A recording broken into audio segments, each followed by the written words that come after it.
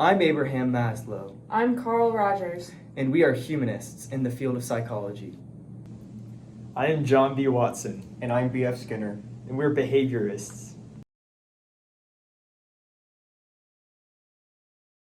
We as humanists believe that people act with intentionality and values. Sometimes people stray from these values. For example, when someone hurts another person's feelings, they're straying from their values of good. We think that people shouldn't be punished, but rather be encouraged to do the right thing.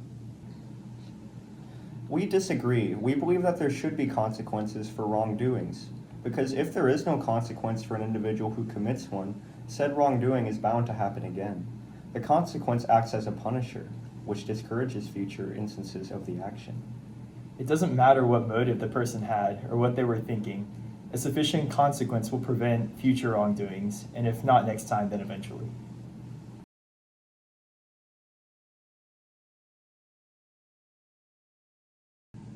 The right way to measure any response is in a scientific manner.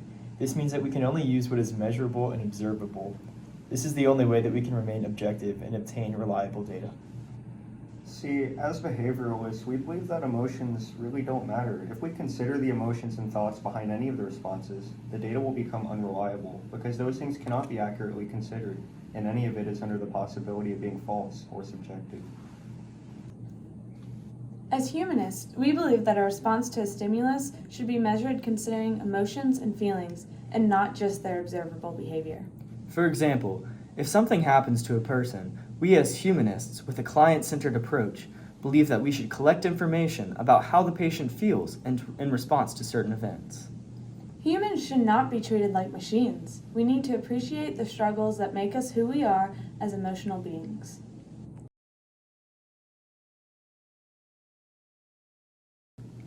Yes, humans do have free will.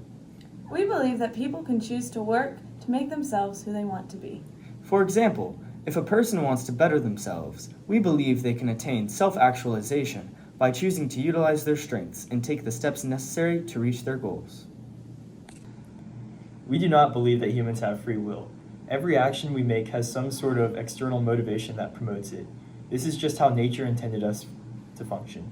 I observe this lack of free will in making a rat choose to press a lever because it produced food, resulting in operant conditioning. Even if we feel that some of our motivations are intrinsic for some sort of inner meaning, there is still some practical and tangible reason for fulfilling this motivation. Usually, this is in the form of increased social status, which usually leads to better resources, wealth, and chances of finding a mate.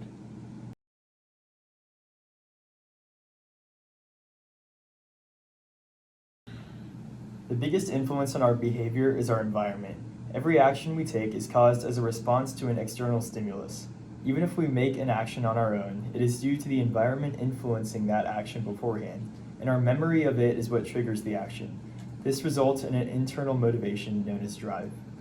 When I tested the rat back in my experiment, it simply explored the box mindlessly because the box environment gave it nothing else to do, and the lever influenced the rat to push it because the resulting food was in its best interest. That then became the only behavior exhibited by the rat. If I were to introduce another environmental factor, that alone would cause a behavioral change. We believe the biggest influence of human behavior comes from seeking to satisfy our innate needs and an innate desire to become a better person. For example, in my hierarchy of needs, physiological needs are the most important and influence our behavior the most, followed by security needs, social needs, self-worth needs, and finally, self-actualization. In order to be comfortable to work to better yourself, you need to be surrounded by people who are genuine and accepting of who you are.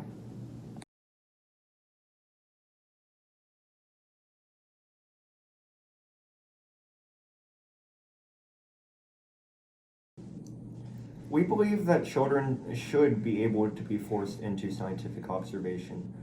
It's not like they will remember any of the experimentation, and it's not like any of the effects of the experiment will cause any real damage or affect them any greater than their current environment. I didn't see any real problem with placing my own child in a Skinner box, my design. And in my experiment with little Albert, I conditioned the little boy to be afraid of a rat by associating the rat with a loud noise. As long as the testing doesn't do much harm to the child, scientific observation on children can lead to important findings in the field of behavioral science. We believe that it is not humane to force someone into doing something they did not consent to do.